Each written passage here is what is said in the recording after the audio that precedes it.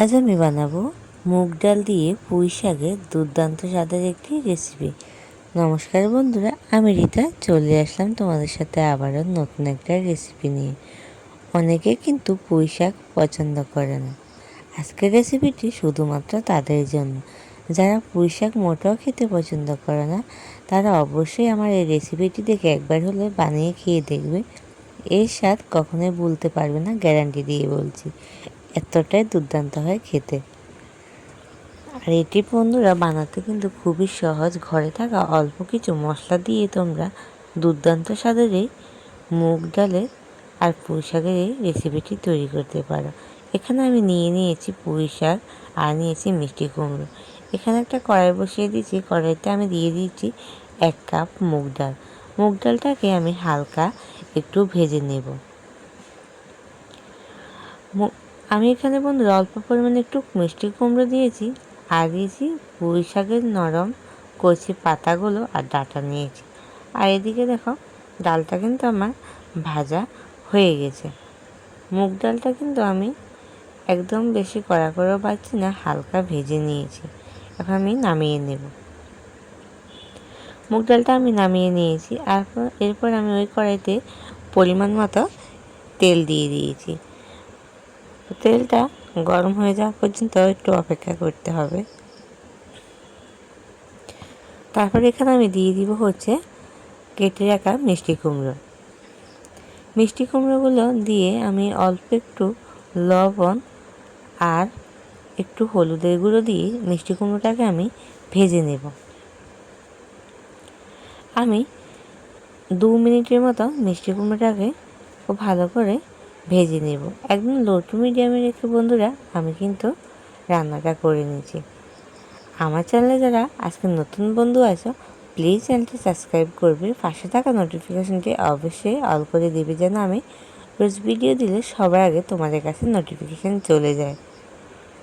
আর আমার ভিডিও তোমাদের বেশি ভালো লেগে থাকলে অবশ্যই প্রিয়জনদের সাথে বন্ধুরা শেয়ার করে দিবে। আর দেখো মিষ্টি কুমড়োগুলো কিন্তু আমার ভাজা হয়ে গেছে। এখন আমি সবগুলো মিষ্টি কুমড়া নামিয়ে নিচ্ছি। একটা প্লেটের মধ্যে আমি মিষ্টি কুমড়োগুলো নামিয়ে নিচ্ছি।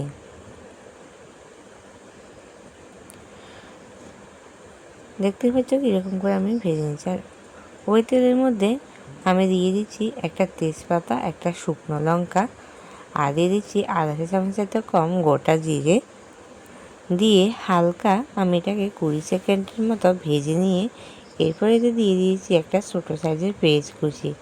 পেঁয়াজ কুচিটা দিয়েও আমি এটাকে 20 থেকে 30 সেকেন্ডের মতো ভেজে নিচ্ছি। দেখো পেঁয়াজের কালারটা কিন্তু অনেকটাই পাল্টে গেছে। এখন আমি এতে দিয়ে দিব হচ্ছে জিরা বাটা আর আদা বাটা 1 চা চামচ, জিরা আধা চা চামচ আর আদা দিয়েছি আধা চা চামচ দিয়ে এটাকে আমি বন্ধুরা কষিয়ে নিচ্ছি যেন মশলার কাঁচা ফ্লেভারটা চলে যায়। এরপর আমি দিয়ে দিব হচ্ছে আধা চা চামচ লবণ। তারপর দিয়ে দিব এখানে আধা চা চামচের সাথে কম পরিমাণে একটু হলুদ গুঁড়ো দিয়ে দিচ্ছি, এখানে ধনে গুঁড়ো আর দিয়ে দিচ্ছি অল্প পরিমাণে একটু জিরে গুঁড়ো, যেহেতু আমি জিরেটা বাটা ব্যবহার করেছি তার জন্য। তারপর এখানে দিয়ে দিচ্ছি হচ্ছে গোলমরিচের গুঁড়ো আধা চা চামচ, শুকনো লঙ্কা দিয়েছি আধা চা চামচ। ঝালটা তোমরা যে যেরকম পছন্দ করো ওরকম অনুযায়ী কিন্তু দিতে পারো। তারপর মশলাটা দিয়ে আমি একটু জল দিয়ে খুব ভালোভাবে মশলাটাকে 3 মিনিটের মতো বন্ধুরা কষিয়ে নিচ্ছি।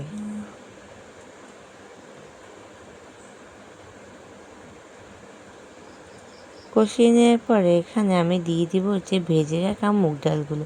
আমি মুগ ডালগুলোকে ভেজে একটু ধুয়ে নিয়েছিলাম ঠান্ডা জল দিয়ে 2-3 বার। তারপর ওই ডালটা আমি এখানে দিয়ে দিচ্ছি। দিয়ে আমি 3 থেকে 4 মিনিট ডালটাকে খুব ভালোভাবে ভেজে নিয়ে কেটে রাখা পুঁই শাকগুলো দিয়ে দিচ্ছি। কেটে রাখা পুঁই শাকগুলো দিয়ে আমি এটাকে 3-4 মিনিটের মতো কষিয়ে নেব। তাহলে এটা দেখবে বন্ধুরা একদম কমে যাবে, খুব ভালোভাবে কিন্তু মিশে অল্প হয়ে যাবে। দেখতেই পাচ্ছ পুঁই শাক আর ডালের সাথে আমি খুব ভালোভাবে মিশিয়ে নিচ্ছি। এখন দেখতে পাচ্ছ কতটা কমে গেছে।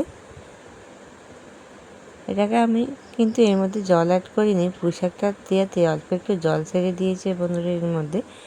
এরপর এখন আমি এতে দিয়ে দিব হচ্ছে জল। এখানে আমি কুসুম গরম জল ব্যবহার করেছি। যে কোনো রান্নায় গরম জলটা দিলে বন্ধুরা রান্নার স্বাদ কিন্তু দ্বিগুণ বেড়ে যায়। জলটা দিয়ে হালকা নাড়াচাড়া করে নিচ্ছি। হালকা নাড়াচাড়া করে এটাকে আমি ঢাকা দিয়ে রাখবো 7 মিনিটের জন্য। ফিরে আসি 7 মিনিট পর। 7 মিনিট পর ফিরে এসে আমি এর মধ্যে ভেজে রাখা মিষ্টি কুমড়োগুলো দিয়ে দিব। মিষ্টি কুমড়োটা দিয়েও আমি একটু নাড়াচাড়া করে মিশিয়ে নিচ্ছি। মিশিয়ে নিয়ে বন্ধুরা এর মধ্যে এখন আমি দিয়ে দেবো হচ্ছে কাঁচা লঙ্কা। আমি এখানে 3টে কাঁচা লঙ্কা দিয়ে দিয়েছি। কাঁচা লঙ্কা দিয়ে আবার আমি ঢাকা দিয়ে রাখবো 5 মিনিটের মতো। 5 মিনিট পর দেখতে পাচ্ছ কতটা সুন্দরভাবে কিন্তু রান্নাটা আমার হয়ে গেছে। একদম খুব ভালোভাবে সবগুলো উপকরণ কিন্তু বন্ধুরা সিদ্ধ হয়ে গেছে।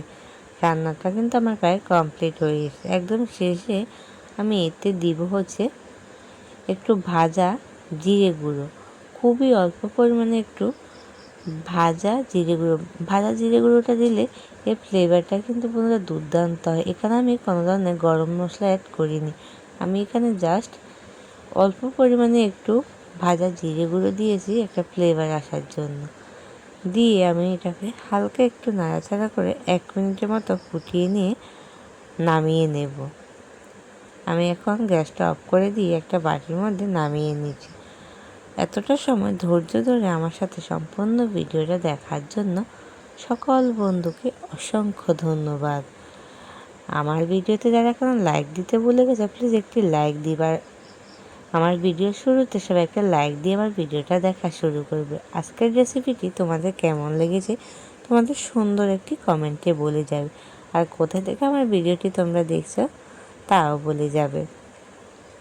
আমার ভিডিও তোমাদের বেশি ভালো লেগে থাকলে একটা হাইপ করে দিবে আর প্রিয়জনদের সাথে শেয়ার করতে ভুলবে না।